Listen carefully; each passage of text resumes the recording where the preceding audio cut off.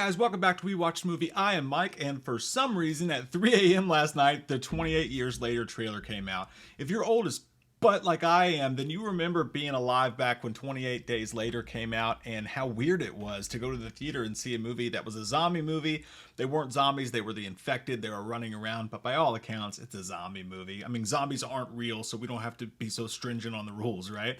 But we all watched that and we're like, man, this is grimy, this is dirty, this is something special and strange. We're introduced to Cillian Murphy, who's just walking around with his dong out all over the place. The entire landscape of people are just gone. He's just in this huge city of emptiness, and it was freaky, it was creepy. And they're bringing back Alex Garland, the writer of the original movie, Danny Boyle, director of Trainspotting and the original 28 Days Later. So the whole crew is back together, including Cillian Murphy, which we'll talk about. And they're filming this back to back. We just did a video of all the horror franchises returning in 2025, and this was one of them. They're filming it back to back.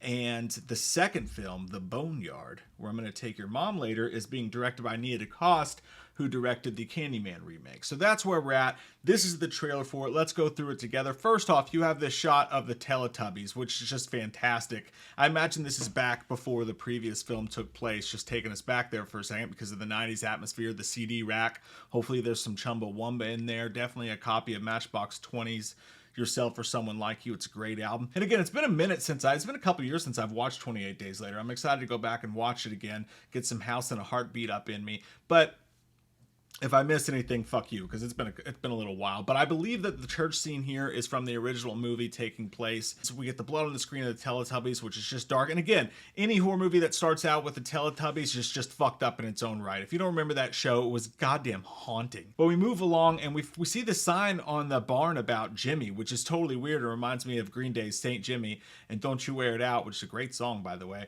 But it reminds me of Saint Jimmy from Green Day's American Idiot album. And then there's another reference later in the trailer to a dude who has Jimmy carved into his abs as well, in a very Marilyn Manson music video-esque shot that also reminds me, by the way, of the movie Seven, when they go in and they find that dude who's underneath all of the air fresheners and he jump scares them.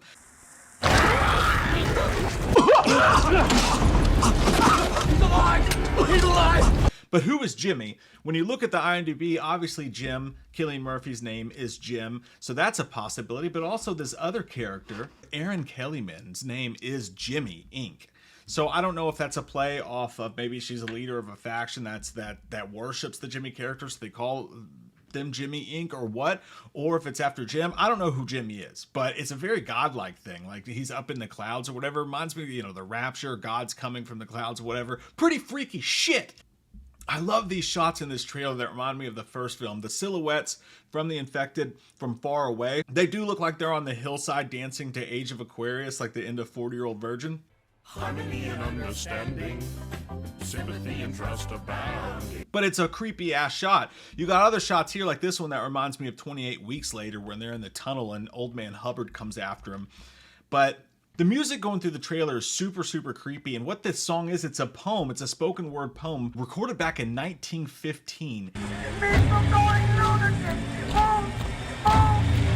And this poem is used in survival, evasion, resistance, and escape training. They play it over and over again to try to break the people that they're putting through this training. Like you hear people like torturing people, but like putting Metallica to super loud or Barbie Girl or whatever, like really playing it over and over again. They would play this to kind of break people as they were training them. So what a cool idea. So much better than, hey, let's slow down a Jay-Z song. Well, maybe not a Jay-Z song anymore. Let's slow down a whatever song, an old school song, and do the weird slow drums to it and have this action scene play out in slow motion. But no, this reminds me of old school. Hey, we're not here. We're trying to fuck you up. This is a horror film. It's mean, it's dirty, it's rotten. We're trying to fuck people up, and I love it. What the fuck is this thing, this mask that keeps showing up with the butthole mouth? It's haunting. I love it. What in the purge ass is going on over here? The big reveal from the trailer is, of course, is this Cillian fucking Murphy? Is that your dick? Is that Cillian Murphy? Is that Jim looking like someone forgot to feed the lead singer of All American Rejects? That's crazy. That's him as a zombie, I think. That's what it looks like. They said he was going to be back in a surprising way. I wonder how much this character, is it just like if it was just a quick cameo that's all it was like, oh, hey, there goes Jim. That fucker's dead. You know what I mean? Then we'd be like, oh my God, that's crazy. They would have saved that for the movie, I feel like. So is this character going to have something to do with the main plot of the movie? Are we going to see a lot of Jim this way, if that is in fact Jim? I don't know, man. I don't know if I like it. It's ballsy. It looks cool as shit. It's haunting. They really, man, Oppenheimer really fucked him up. But yeah, dude, that's crazy. You got the shot here of this literature and these roles in our community, and I wonder if this is like some old school literature that they're using as like a North Star to try to put the communities back together. That's totally not how you spell counselor, you stupid idiot. So I love the scenery that's going on here with these skulls and whatever. And like I told you earlier, the next movie directed by Nia DaCosta, I think it's called The Boneyard, which this is very clearly the Boneyard. Whatever's going on here is going to play an important part in the movie. And there's Ralph Fiennes as well, with all that fucking cool ass architecture behind him of the skulls and bones. Maybe this is actually secretly a Cloverfield version of the skulls. It's creepy as hell. It shows you that this is going to be mean and dark, Hills Have Eyes type fucked up shit. And it just brings you right back into that mood of that grimy original film and how it made you feel. It also gives away nothing about the plot. It makes you just wonder what the hell all this means. You can't wait to go and see who all these characters are, what all these locations are, what's actually going on behind the scenes. And it's exactly how a trailer should be made. Look at that tagline. Might as well be on the back of a Papa Roach lyric booklet. I fucking love everything they're doing with this. It just became definitely one of my most anticipated movies of the upcoming year, which, by the way, we'll be doing in the live stream, our most anticipated. But this Friday night, live at 8 p.m. Eastern, we are talking Friday the 13th because it's Friday the 13th. So we'll have a Friday the 13th centric stream.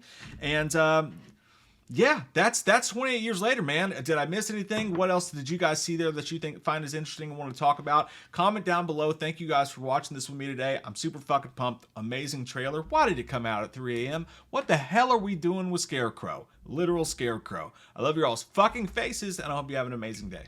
What are you gonna do on October 31st? What are you gonna do on October 31st? Here comes that white-faced fucker, an asshole like no other. He's a big old piece of shit. Wants to stab your sister's tits cause he's a white-faced fucker. Loomis can't recover. Dr. Challenge drunk again, sleeping with your sister's friends.